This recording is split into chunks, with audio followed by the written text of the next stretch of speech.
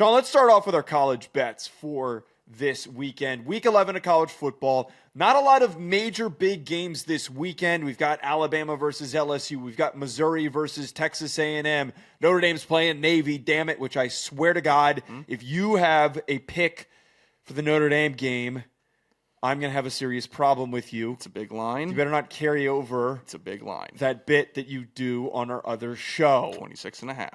I didn't like how Notre Dame played against BC. Did that line move? I might stay away from it. All right. So the way that this is going to work, we're each going to give out 3 picks that we like against the spread every single week.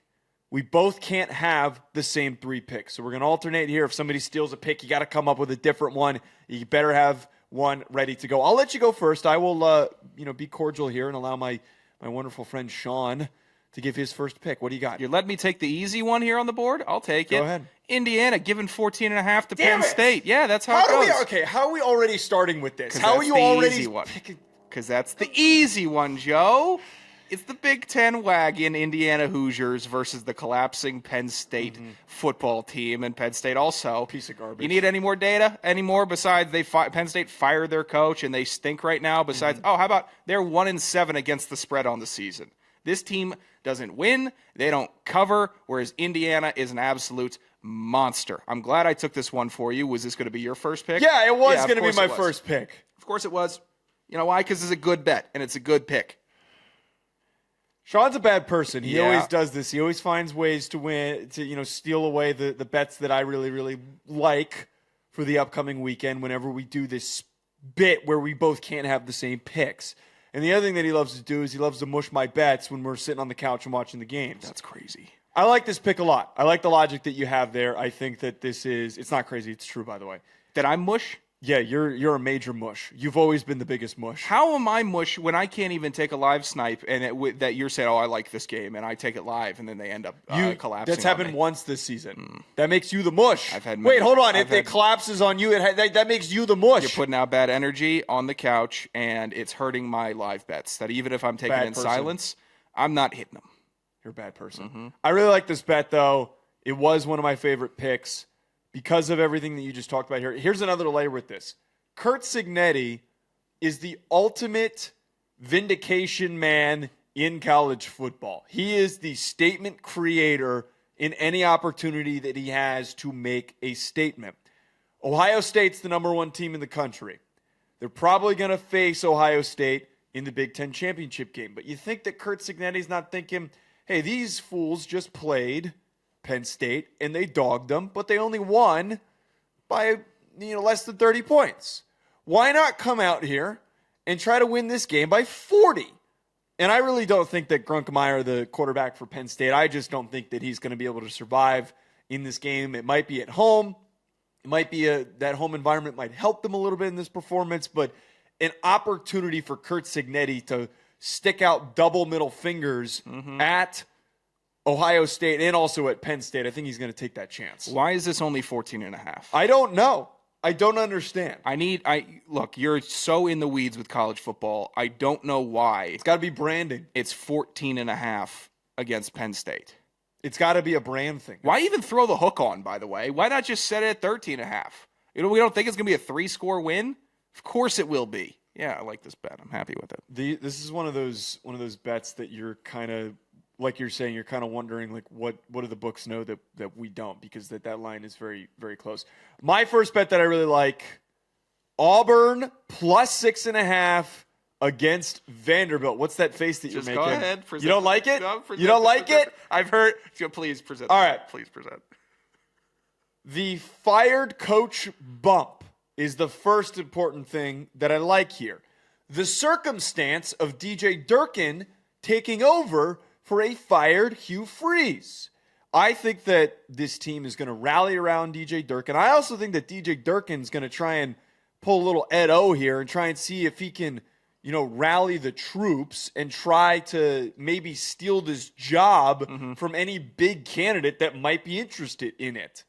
I think that this defense, especially this run defense, is going to challenge Vanderbilt's offense. They're one of the best defenses in the SEC. They are this bad, and their record's this bad, and Hugh got fired because their offense was cheeks. absolute cheeks. Vanderbilt over the last 2 games has had a lot of trouble running the football. And as a result, they almost lost the Mizzou game, and then we had the whole Pribula injury and all that stuff. And they were trailing early significantly to Texas. Big passing production, but they had to chase. They had to throw, which is something that they're not built to do. I think that this is a spot for a letdown and for Auburn to cover that 6.5-point spread. This is effectively ending Vanderbilt's season here if they don't win this game. I know you're just taking the plus money spread. I am worried about this. I mean, Vanderbilt is built different in that they haven't had a quarterback. You know, they got an old-ass quarterback. They have some type of fire in that team now also. Auburn has had a disaster of a season. Has it been good? No, but I would argue that sometimes it takes the little bit of a reset of firing a coach that you start to really rally. Like if they're gonna play a crazy game and then crap their pants next week. That's what's gonna happen. I'm just so down on Auburn. Maybe I shouldn't be down on this. I was down on Hugh Freeze, and now that he's gone. Yeah, I know. All the more reason to support it. Where is he? Pebble Beach right now. I mean, that's a good question. Pinehurst. My cursed bet might be related to a Mr. Hugh Freeze, which is the segment that we're going to be doing at the end of the show. All right, what's your second pick? My next pick, you were talking about the new head coach bump. I'm going with the injured quarterback non-bump. UCLA given 2.5 versus Nebraska. Nebraska losing Dylan Raiola for the season. Whether you like him, whether you think he's weird, whether you think he's a good quarterback, whether or not you don't. He was a starting quarterback for Nebraska, best starting quarterback for them since Adrian Martinez, and he's been doing well. So you lose that guy, Nebraska's season completely deflates, in my opinion. They weren't necessarily going anywhere far, but now that you're rolling with the backup against UCLA, I don't like it. I like UCLA taking this one. I like that. I really do. I think that UCLA has shown a lot of fight. I didn't have this on my list of bets, but I like the logic here. You're putting in a very inexperienced quarterback. And Raiola, I know Emmett Johnson's a really good running back, but Raiola has been a big driving force for their offense. Their offensive line's been pretty rough. He does a great job of evading pressure and extending plays. I don't know what to expect. And the big thing here is when Nebraska was playing USC and the injury occurred for Raiola, their offense just was dead. It was a dead body. USC finished off the game because Nebraska couldn't move the ball the minute that Raiola was gone. So I'm in favor of that. I really like the logic there. I like where you're coming from. So I'm not gonna really push back on that one at all. It was not one of the bets that I had listed. Now I'm gonna dig into the list of the bets that I don't really love. Texas A&M minus 6.5 against Mizzou. This is on the road. My big driving force for this. Matt Zollers, true freshman, fills in for injured Bo Pribula at quarterback. Now, I really like Zollers. Zollers looked really good for a true freshman when he was asked to play last week. But this is a very different – no, that was 2 weeks ago. This is a very different circumstance than playing Vanderbilt. Tied first in the country in sacks per game is Texas A&M. Cassius Howell is one of the best pass rushers in college football. I think that is a recipe for a disaster for a freshman quarterback. So I think if they win by a touchdown, that is accomplishable. And I don't think this Mizzou team is as good as they're ranked. I think that they're going to fall out of the ranking after this game. It's a fine pick. This is one of my keep it simple stupid picks. It's 6.5. It's a touchdown. Oh, did you Mizzou. have? Was this one of them? I had it in my subsection of meat and potatoes. Hey, look, Texas A&M really good. I don't mess around with Mike Elko. I don't think he messes around with anybody. I think that one score win against Mizzou is very, very doable. I think it should be expected from Texas A&M. Mizzou's been fine this year. They haven't done anything that's really got me out of my seat and saying, wow, I really need to start investing a lot of time with Mizzou, or I need to actually start putting some units on Mizzou, whereas Texas A&M, they just keep on showing up. So I'm fine. I'm fine with this pick. It's a good pick, Joe. I can't believe you took this pick. Why? It's a bummer because I liked it. I was going to throw this one in there. What's your last pick that you're taking for college football this weekend? My last pick, SMU given 10.5 to Boston College. Boston College 4-5 against the spread. Boston College, good team, bad team, Joe, real quick. Mega shit team. Okay, yes, thank you. Mega shit team. SMU. I don't know if we're allowed. I don't know if I checked if we're allowed to curse. We're gonna find out. I love when that's how that works. We really liked episode 1, but we have one note. What was this? SMU is a very good team this year. They're exciting.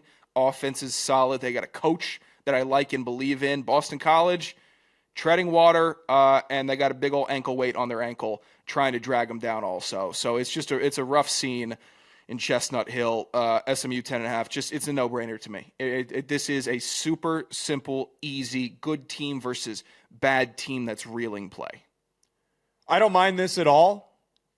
I just kind of wonder why it's so close. This is one of those lines where you're just like, what's off here? The one thing I will add here, Jennings did get a little bit banged up at the end of the game against Miami. He finished the game.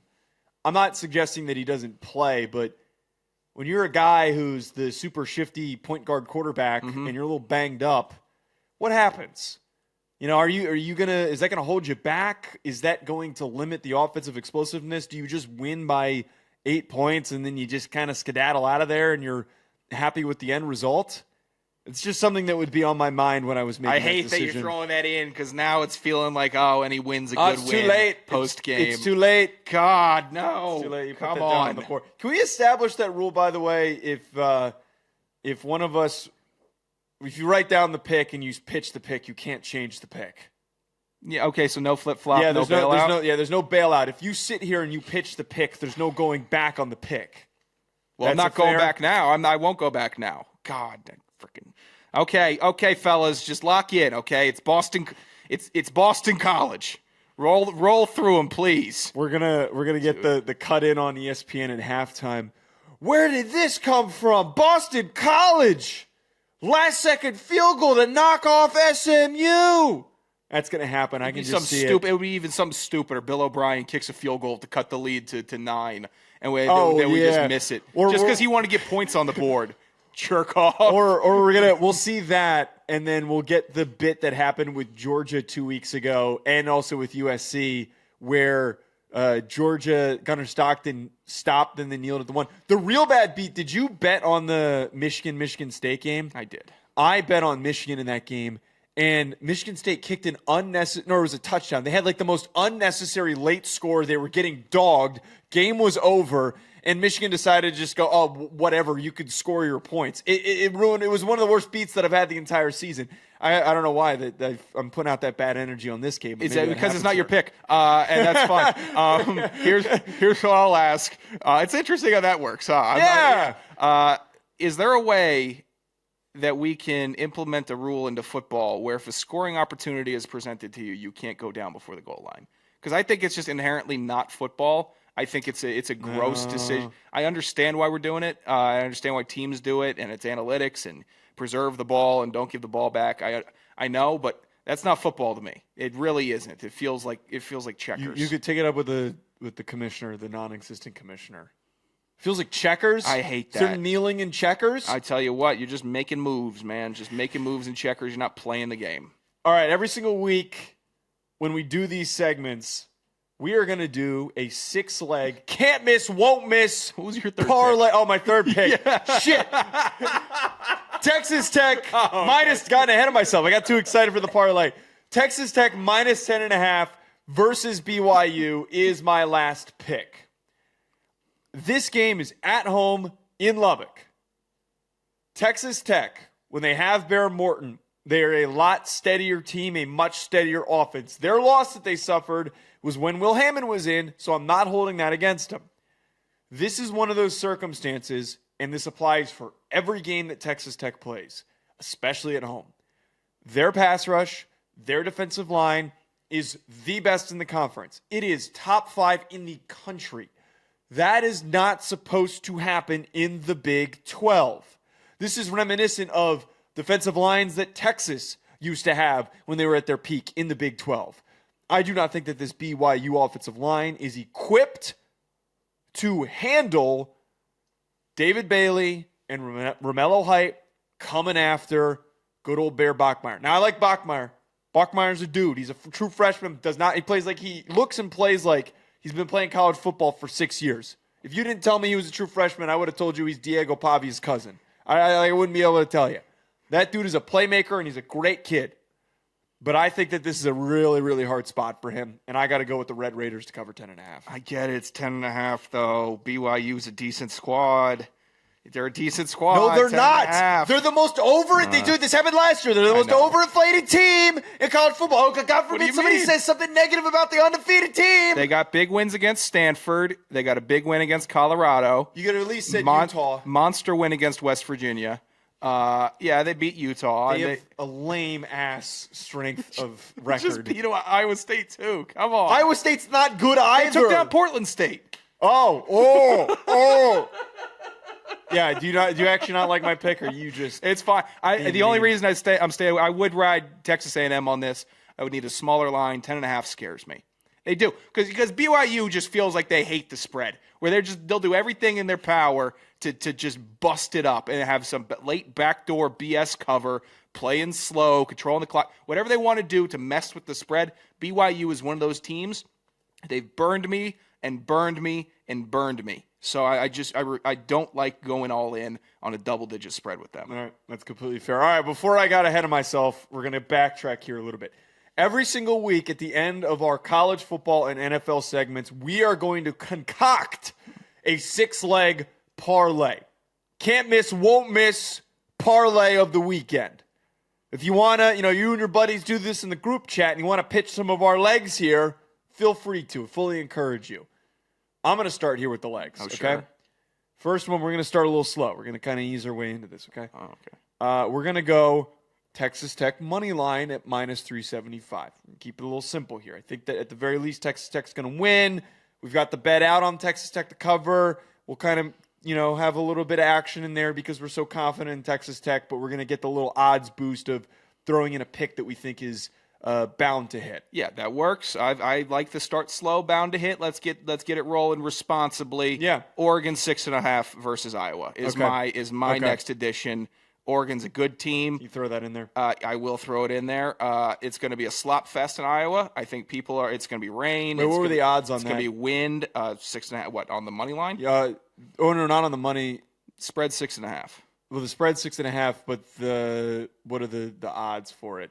You don't need it for this first time. Just make sure next time you write down whatever the odds are for the pick. Gotcha. If it's -1, 80, whatever you got it at. I don't know what you might have got it at. I'd figure 110, -110 on the line. Well, I'm going to throw this into. You keep going. Mm-hmm. Finish any other analysis that you had. -110. Yeah, it was at -110. Yeah. I'm going to throw this into. This is the first time that we're doing this, so I want to have what the full odds are on the parlay, so that we can tell you guys what it is.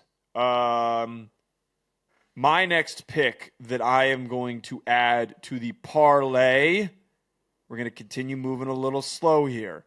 We're going to take FSU +102 versus Clemson. I think this Clemson team is pretty ass. I think that Florida State is in a must-win situation. Mike Norvell's seen all these firings happening.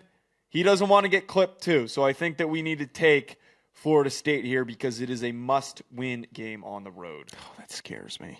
You don't like that I added that one? I think both these teams are capable of anything, and they have shown tremendous amounts of inconsistency. We're also getting a post-Scorched Earth Dabo back-to-back weeks about the officiating crews. That's fair. In the ACC. I worry about him getting fired up. And you know what? Actually, historically, that used to mean something to me. This year, he's been doing it all year. Maybe Florida State would be. I think Florida State would be my play. These teams just like dicking around, though. My next addition. Do you want to go for some chaos? So you're going all the way in. We're still not easing our way in here. I'm going fired coach bump versus a tremendous team. Over 49.5 at -110. LSU versus Alabama.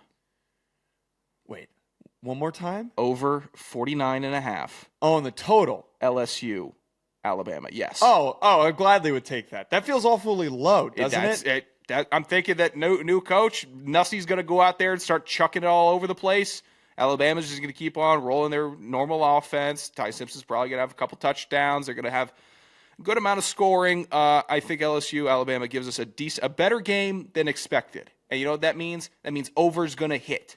I like that, and I also think that Joe Sloan was such an awful offensive coordinator, and he was so bad at his job, he was holding them back, and we're going to see a complete – just naturally, Kane Womack, the DC for Alabama, is going to be stepping into a really tough spot, not knowing what to expect from this offense. There's nobody knows what they're going to do this week, so I like that one. Okay, my next one, now we're going completely all in, going nuts. Auburn money line plus 200 versus Vanderbilt. Upset of the week. Upset of the week. Give me Auburn money line. Am I ruining things? I'm going to be taking this in my personal life. You're going to take a money line? I'm taking this no, our full parlay. I'll be taking this. I'm putting it together and I'm going to place this parlay. Yeah, that's nasty work. Nasty Why money is it line nasty? Underdog versus a BS Vandy team that hasn't cared about who they're playing for the last couple years. Okay, that's you know what that's fine, Joe. You like this team? That is what it is. This is the lay. We need to keep the vibes up. My final leg. Okay. Kennesaw State giving 9.5 to New Mexico State. Where did you go? That was what you pulled? Kennesaw State, one of the best teams in the nation against the spread, and they are going to get it rolling. Cause you know why? Because I don't want to add another keep it simple, stupid play. I don't want to add Georgia 9.5 versus Mississippi State. I don't want that. I don't even know what to make of this. I don't know anything about Kennesaw State. They're a minus winner. 9.5. Minus 9.5. Yeah, they're going to beat New Mexico State by 10. All right. They just got bowl eligible. Like, this Kennesaw State team is rolling. New Mexico State, 3 wins, doing pretty poorly. Okay. Our $5 parlay at plus 5,022 odds wins us $251.10. So that is, we're placing the wager. The can't miss, won't miss parlay of the week. That is what we've got. Who would have thought that we got the Kennesaw State minus 9.5? I can't believe we're taking Auburn money line. I'm sorry that you're a coward. I guess so.